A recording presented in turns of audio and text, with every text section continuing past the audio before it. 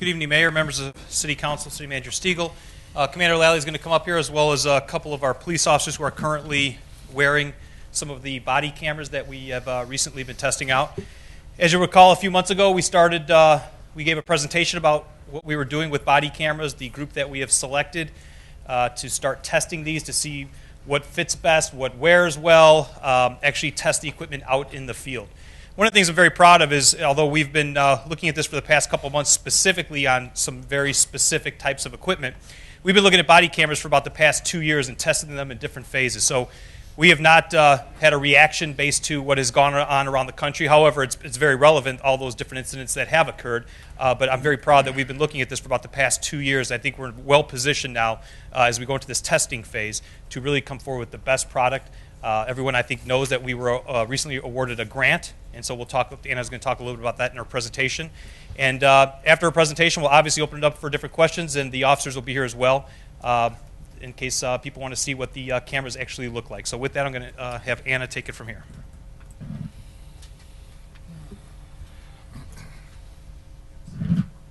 Good evening. The purpose of the presentation tonight on body-worn cameras is to provide you with information on the benefits of wearing a body-worn camera, along with some items to consider regarding the expectations of what the body cameras can do. Along with that, I would like to explain some of the changes that are happening now with the new law that was passed, the Police and Community Relations Improvement Act, which drastically has changed the landscape of how police officers and when can record someone. So with that, it allows us now for the use of body cameras. Also, I'm going to discuss our committee. The chief briefly mentioned we've formed a committee earlier this year, and we've been looking at cameras, body-worn cameras, for about a few years now. And so we officially put our committee together and formalized our process in April in anticipation of the bill being passed, which it was. So to begin with, so the question is, why body cameras and why now? And as the chief touched on, obviously national events that have occurred throughout have many police departments, this topic has come up. The events that have happened in Ferguson, Baltimore, New York, a lot of police departments are now looking at using body cameras. And again, I want to stress that the police department, we've been looking at cameras for a few years. We've anticipated that this technology was soon going to be a part of the way that we do our job. The expectation of video footage in police-related incidents has now become our new reality. So anytime that a crime occurs, people will ask, was there video? Was there video? So the expectation of video footage is now something that's just part of business.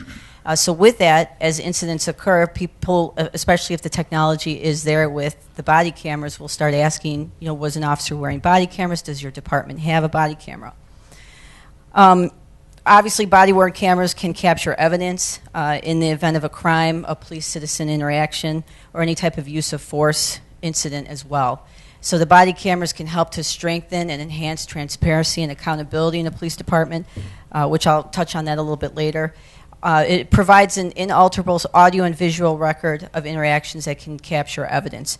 So with that, it's something that cameras can provide more information about what happened, but they may not necessarily provide all the information. So traditional policing methods such as witness statements along with forensics will still be included in the end or finding a resolve to a case, but body-worn cameras can obviously help with that resolution.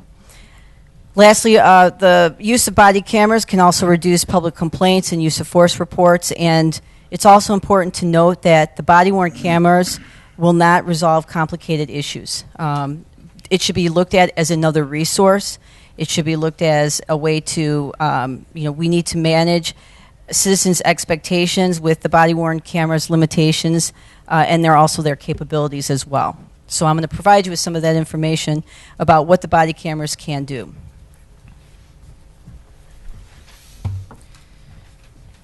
So some of the benefits of wearing body-worn cameras, obviously the first is cameras are an unbiased witness to capture the event and also the behavior of people involved in an incident. With that, it provides a clearly documented first-hand objective account of what occurs. In that, also, it can help with criminal prosecutions. It can help to speed cases up. It can also help to resolve litigation either more cost-effectively. And it also, with officers, if there's a body-worn camera and there's footage, and it's provided to the state's attorney's office, it may also reduce the amount of hours that an officer may spend in court. Secondly, agencies have reported a dramatic drop in complaints against officers after implementation of a body-worn camera program. A study by the International Association of Chiefs of Police found that 93% of citizen complaints against police are dismissed when video evidence is available. And this trend has also been noted in the use of in-squad cameras, which the police department has been using for about 13 years. The body-worn cameras would be a form of complementary technology to the cameras that are already inside of our squads and that we've been using. The other thing is that in high-stress situations, it can provide video evidence of decisions that are made by officers. And sometimes in these high stressful situations, informing the subject that their behavior is being recorded can potentially decrease any type of dangerous encounter when people know that they are being recorded. It also increases transparency and accountability of officers and the police department. The Elgin Police Department engages in several things, whether that's our community conversations, our coffee with the cop, citizen advisory committee, along with proper and engaged supervision. We strive to have transparency and accountability. This would just be another thing that we add to what's already in place. Some things and some items to consider regarding the body-worn cameras is the limitations of the camera itself. The cameras are stationary. This causes some concern that the cameras will not adequately capture all the elements of what the event is. The camera will not follow your eye. If you glance away for a second and your body camera is attached to your chest, if your eye glances to the side, obviously the camera is not moving to the side if you are staying or standing still. And you also have some items to think about too is the angle in which the camera is positioned along with lighting. Secondly, privacy considerations. So questions have been raised as to what recorded footage is going to be considered private, what's considered public, so that's also another thing to think about with the use of body cameras. Technology itself, technology is not infallible. The cameras themselves may have damaged components, a dead battery, obstructed lens, things that, technology, again, is not the end-all, be-all, so you have to be prepared for some of those as well and have spare body cameras so that if a camera should break, that an officer can have a replacement camera immediately available. And lastly, the costs. There are initial costs and ongoing costs. The costs incurred include the devices itself, ongoing maintenance, storing and maintaining video footage depending on whether or not we house our own servers or if we go to a cloud-based type of server. And again, there's also any type of FOIA requests that may come in that eventually may require additional personnel if there are a lot of FOIA requests that we're getting. So on August 12th, the governor signed the Police and Community Relations Improvement Act. We anticipated this act being signed, which is why, again, we've been looking at body cameras for several years, but in April we formally established our committee. The one thing that I think the Elgin Police Department does and does well is that we're always ahead when it comes to technology or looking at new things or events that may eventually affect the Elgin Police Department. So we, kind of thought this is probably going to be passed, so we should start looking at body cameras now. It's a comprehensive package of legislation on law enforcement's use of body-worn cameras. It includes standards. The law does not state that you have to use body-worn cameras, but if your agency decides to use body-worn cameras, there are standards that need to be adhered to. So standards include when the cameras are on, when they're turned off. You need to provide notice where an expectation of privacy exists, such as in a home. Also, the officers have the ability to review footage prior to writing a police report so that they're making sure that they're accurate and not missing anything in their police report. And also, it provides some guidelines as to when the video can be released under current FOIA laws. So to talk about our committee, again, the committee was formed in April of this year. It's comprised of supervisors, officers, and civilian staff. So the point is to make sure that everybody's involved in the discussion about body-worn cameras so that everybody's viewpoint is taken into consideration. We applied for the Department of Justice grant, and we were notified yesterday that we were awarded the $250,000 matching grant. That alone will allow for us to have a fully functioning body-worn camera program up and running. Currently, our test phase, we started about a week and a half ago. We have 8 officers who are currently wearing body cameras. 3 of them are behind me, and I'll have them stand up here in a second, just kind of show the cameras too. We'll probably end up testing about 5 vendors. And again, the committee is tasked with looking at the cameras and looking at the battery life, the ease of activation, the coverage, the field of view, the point of view. So things that, we want to make sure that the best technology is what we're going to be purchasing. We worked with the legal department to establish a protocol to be used in the test phase. We've also been speaking with the King County State's Attorney, who's aware of our test phase and actually wrote a letter in support of body cameras for the grant. And our plan is by the end of October to report our findings to command staff. What I want to do is just show you some footage of the body cameras that to kind of just illustrate to you what it looks like. So I have 4 videos, and I'll just kind of play them for about 20 seconds, just so you can kind of see the view. So this first video. This is basically the officers are on a call where it's a stolen vehicle and they're looking for a suspect in a stolen vehicle case. And so the officers are searching. They're searching in backyards. They're searching, looking for this person. So some things to note in the video.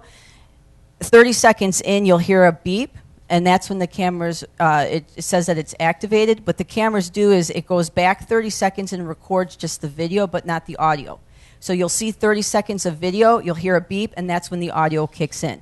So per the law, the cameras, that if you do purchase them, they have to have that in place where it has like a 30-second time frame where you can see the video but not the audio. The other thing, so you'll hear the beep, and then you'll also kind of see the point of view. This camera is mounted to the center of the chest, and so we have an officer here who can show you what that looks like. But I'll play about 20 seconds of the video.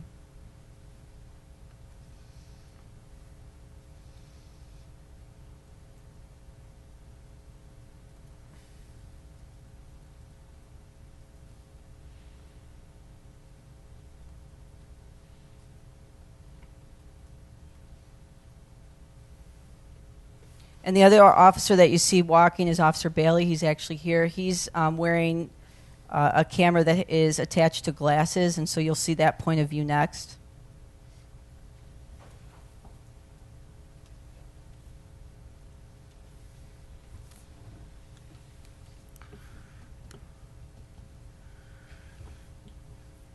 Anna, while we're watching, can you explain why the 30-second delay in the audio? What's the reasoning behind that? The law states that the cameras, if you purchase them, have to have 30 seconds of video prior to you activating the body camera, so it captures what's happening prior to the encounter. We currently have that with our in-squad videos as well. It goes back 30 seconds. So it's kind of a buffering. The audio it should have played, but there's a beeping noise, and then you'll see this is the point of view from a camera that's positioned on the chest of an officer.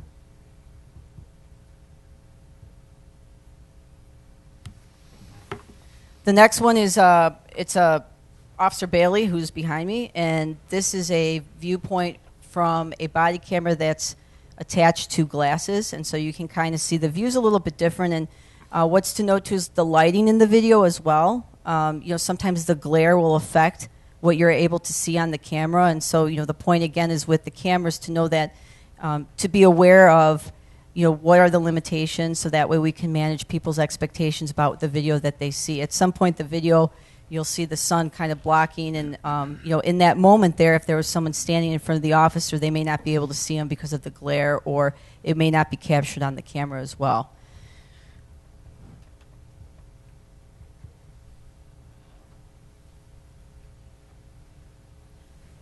The next video, again, is Officer Bailey, and he has the camera that's attached to his glasses. And this video illustrates, you can see this is inside of a squad, so he's driving, and so you'll see the camera, the in-squad camera, attached to the windshield. And so the view that that camera sees is obviously directly in front of him. But at some point, you'll see when he's moves his head to check both ways before he crosses over an intersection. You can see then that the camera actually captures a lot more than what the in-squad camera. So again, this is a complement to the technology that we already have in place.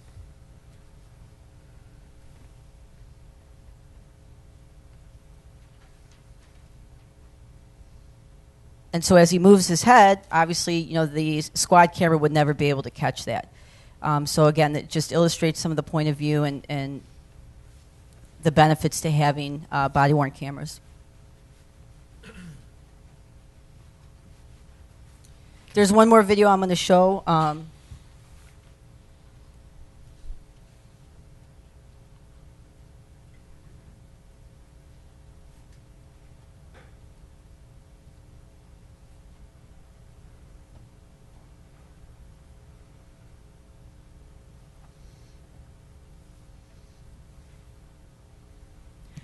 This video is obviously taken at night, and you can see the officer is illuminating his flashlight. So again, if it's a situation where it's dark, the camera's only going to capture so much. With the officer's flashlight, it obviously provides illumination or some ambient lighting, but this is just to illustrate exactly what you're going to see. There is a lady who's standing right now in front of the officer, and he's engaging in conversation. And so again, it shows that you're not able to see her on camera, but he obviously sees her because he's having a conversation.